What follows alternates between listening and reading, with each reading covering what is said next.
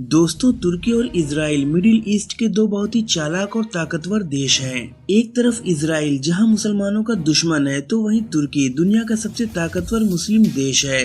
दुनिया भर के मुसलमानों को ऐसा लगता है कि तुर्की दुनिया के उन गिने चुने मुस्लिम देशों में से एक है जो वक्त आने पर मुसलमानों की हिफाजत के लिए न सिर्फ इजराइल से लड़ सकता है, बल्कि तुर्की की आर्मी इजरायली सेना को शिकस्त भी दे सकती है। लेकिन दोस्तों, क्या साल 2023 में तुर्की इजराइल को जंग के मैदान में वाकई में शिकस्त दे सकता है? और अगर ये जंग हुई तो इजरायली सेना तुर्की की आर्मी के सामने कितनी देर टिक पाएगी? इसके अलावा दोनों ही देशों के वेपन्स का भी हम इस वीडियो में कंपैरिजन करेंगे और किसके पास ज्यादा खतरनाक हथियार और ताकतवर सेना है ये भी आपको बताएंगे। इसलिए वीडियो को बिना स्किप किए आखिर तक जरूर देखें। दोस्तों, तुर्की की करंट पॉपुलेशन 8 करोड़ 60 लाख से ज्यादा हो चुकी है। वहीं इसके मुकाबले इजराइल की करंट पॉपुलेशन महज 96 लाख है। पॉपुलेशन रैंकिंग में तुर्की दुनिया का 18वां सबसे ज्यादा आबादी वाला देश है, जबकि इस मामले में इजराइल की वर्ल्ड रैंक 92 है। नॉमिनल जीडीपी में तुर्की की प्रेजेंट नॉमिनल जीडीपी $900 बिलियन आकी जा रही है। इसके मुकाबले इजराइल की करंट नॉमिनल जीडीपी $525 बिलियन के आसपास है।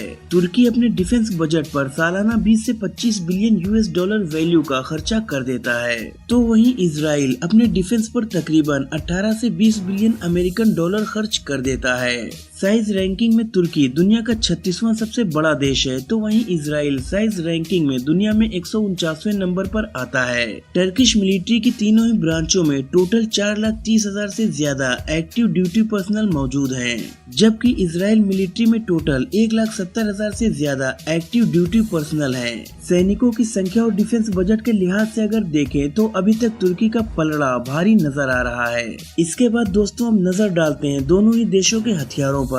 जमीनी ताकत के मामले में जहां एक तरफ इजराइल के पास 1650 मेन बैटल टैंक हैं, तो वहीं तुर्की के पास इनकी संख्या 3050 के आसपास बताई जाती है।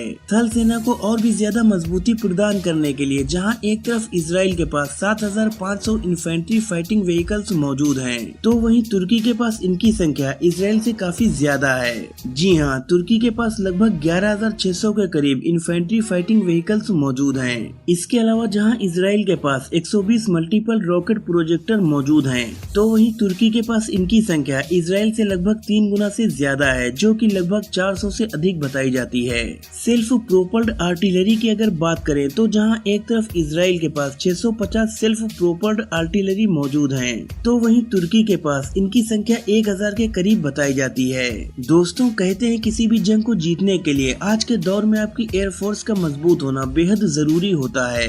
तो हवाई ताकत के मामले में इन दोनों ही देशों की क्या स्थिति है, आइए इसको भी जान लेते हैं। हवाई ताकत के मामले में इजराइल एयरफोर्स के पास 600 से भी ज्यादा सभी प्रकार के मिलिट्री एयरक्राफ्ट मौजूद हैं, जिनमें से 250 से ज्यादा मल्टी रोल जेट्स हैं। इसके अलावा इजरायली आर्मी अमेरिकी फाइटर एयरक्राफ्ट का भी भारी संख्या में इस्तेमाल करती है।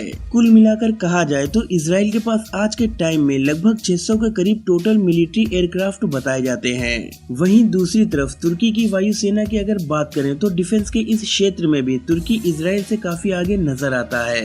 तुर्की के पास इजराइल से लगभग 2 गुनी बड़ी वायुसेना है।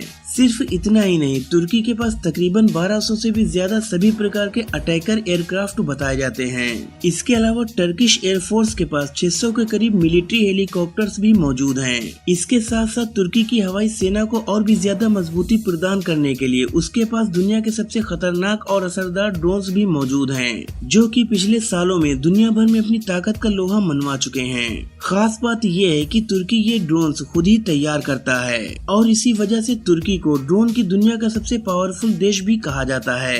इसके बाद नेवल पावर की बात करें तो इस फील्ड में बड़ी एयरक्राफ्ट कैरियर की कोई यूनिट इन दोनों ही देशों के पास नहीं है और न ही इन दोनों ही देशों के पास बड़े डिस्ट्रॉयर शिप्स मौजूद हैं। तुर्की के पास जहां 16 बेहतरीन फ्रिगेट्स मौजूद हैं, तो वहीं इजराइल के पास फिलहाल कोई एक्टिव फ्रिगेट्स नहीं है।